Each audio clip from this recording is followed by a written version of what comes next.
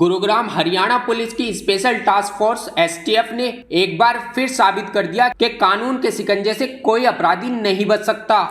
अंतर्राष्ट्रीय स्तर पर बड़ी कामयाबी हासिल करते हुए एसटीएफ ने इज्जत जिले के कुख्यात गैंगस्टर मेनपाल उर्फ मेनपाल बादली ढीला को कंबोडिया से डिपोर्ट कर भारत लाकर गिरफ्तार कर लिया है। यह वही अपराधी है जिसे अदालत ने 3 अलग अलग मामलों में उम्र कैद की सजा सुनाई है, लेकिन 2018 में हिसार जेल से पेरोल पर बाहर आने के बाद वह दोबारा जेल नहीं लौटा और फरार होकर विदेश भाग गया।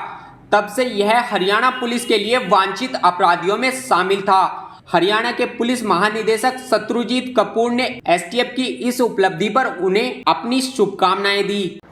जैसे पिछले 2-3 साल से एसटीएफ काम करता आ रहा है, जो विदेश में बैठ के जो क्राइम की भूमिका निभा रहे थे, काफ़ी क्रिमिनल्स को एसटीएफ ने पीछे भी डिपोर्ट किए हैं। उस कड़ी में आज एक और कामयाबी मिली है एसटीएफ को, और वसीम अकरम इन्होंने अपनी टीम के साथ एक हमारे मोस्ट वांटेड क्रिमिनल है, बादली से बिलोंग करते हैं, मेनपाल, उनको डिपोर्ट करके लाए हैं, एस्कॉर्ट करके।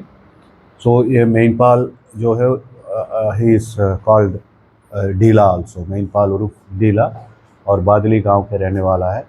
और इसके खिलाफ काफ़ी मुकदमे दर्ज है, 22 के लगभग मुकदमे दर्ज है, और मर्डर, अटेम्प्ट टू मर्डर, काफ़ी कुछ है। और आप लोग अगर जानते हो तो 2014 में एक गुड़गांव जेल के अंदर एक मर्डर हुआ था, तो उस पे ये प्रोक्लेम्ड अफेंडर भी है, भगोड़ा भी है।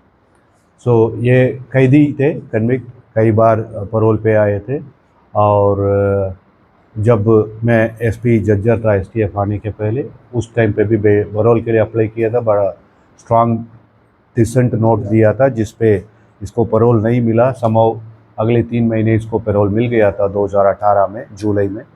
उस पैरोल से जंप किया है इन्होंने। इसने जंप करके ये 2019 में सोनू कुमार के नाम पे पासपोर्ट बनवा के कोई सेक्टर 18 विलेज सरहोल गुड़गांव यहाँ के एड्रेस से एक पासपोर्ट नकली डॉक्यूमेंट तैयार करके बनवा के ये कोलकाता एयरपोर्ट से ये कंबोडिया चला गया था। तो और उस समय से एसटीएफ भी, हरियाणा पुलिस भी बहुत काफ़ी मेहनत कर रहे थे इसको राउंड अप करने के लिए। लगभग कुछ महीने पहले इस पे कुछ वसीम के और एसटीएफ के मेहनत के कारण इसके कुछ डिटेल्स मिले, स्पेशली इसका जो नकली पासपोर्ट है उसके डिटेल्स मिले। तो उस नकली पासपोर्ट तो ओरिजिनल है, लेकिन जो नकली डॉक्यूमेंट्स पे जो पासपोर्ट बना रखा था, उस डॉक्यूमेंट्स के बेसिस पे इन्होंने केंद्रीय एजेंसीज के साथ मैटर को टेकअप किया है। जो स्पेशली जो एनसीबी होती है, जो सीबीआई में, जो नेशनल सेंट्रल ब्यूरो, जो इंटरपोल के जो एनसीबी है, सीबीआई है, उनके साथ टेकअप किया है। उन्होंने कंसर्न एजेंसीज के साथ टेकअप किया है, और कंबोडियन लॉ एनफोर्समेंट एजेंसी के साथ टेकअप किया है।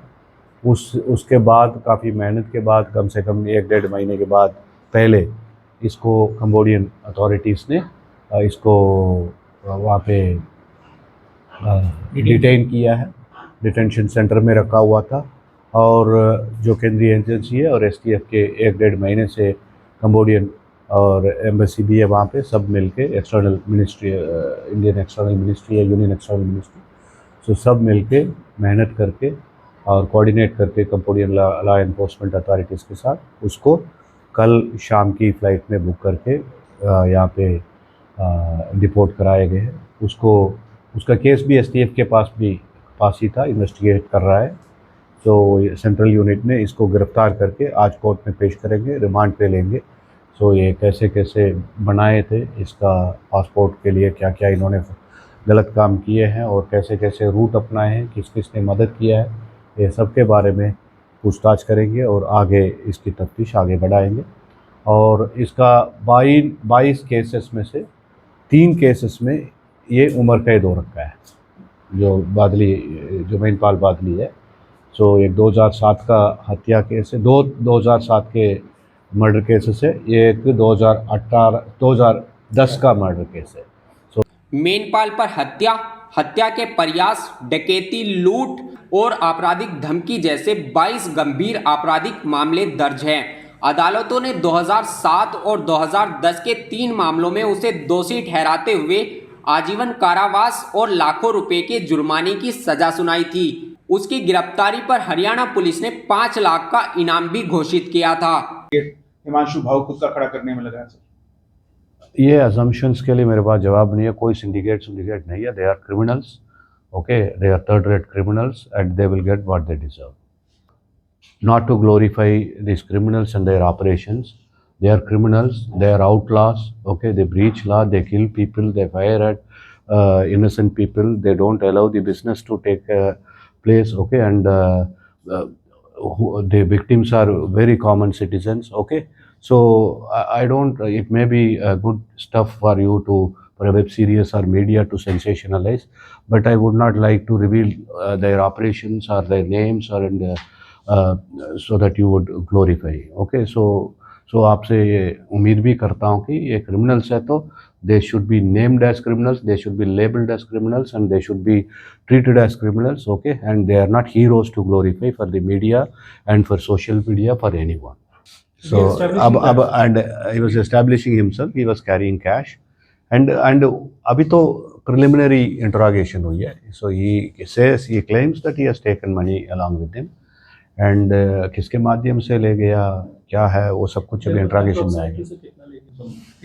It was completely a technical and human intelligence. अब ये कोई भी, ये जो भी हुआ है, that's based on human intelligence and the technical surveillance, okay. It's not about any of his crimes, okay. उसने and it is a fact. and महिंदपाल बादली जो है अभी पिछले 19-20 से जब से गया है, so extortion calls to uske aaye nahi, but he was a convict in 3 murder cases and facing a lot of trials for murders, okay. So he is a criminal, okay, who deserves to be in jail, not to be enjoying in a foreign soil, right. So there's a perception that the extortion cases and crime is on rise in Haryana. Would you like to comment on this? The data don't say so. Okay, compared to 2024, the number of calls have come down, number of arrests have gone up, right? And yes, there is a perception because one single call sensationalized the whole city, and they call each other, and the fear pushes the traders to call each other, and that creates perception, you know, na? So when there are crimes in urban areas, there is always sensationalization, okay. So it's not today, it has been always, historically it has been always like this, and data doesn't say that there is an increase, but yes, there is a perception. But even if there is a perception, it is our job to give the correct narrative, and I believe that you do play your role.